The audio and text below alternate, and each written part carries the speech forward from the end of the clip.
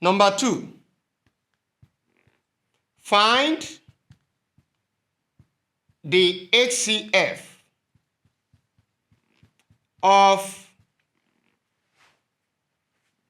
ABZ and XYZ. Solution.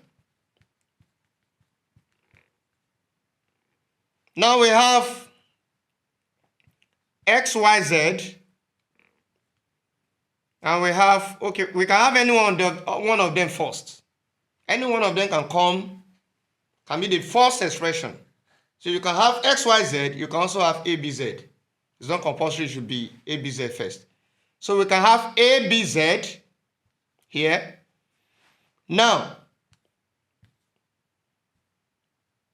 we look for something that we divide, that you can see here, you can also see here.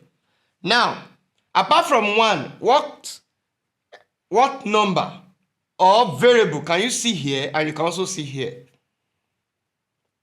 We can see Z. Now, XYZ divided by Z, what will you have? It remains XY, because Z will cancel Z. Now, ABZ divided by Z also, what will remain? AB, because Z will also cancel Z. At this point, do we still have anything that is common to both? We have XY, we have AB. No, except 1, and we are not interested in 1. So in that case, it means that HCF of ABZ and XYZ is equals to Z. That is the solution to the problem. Thank you.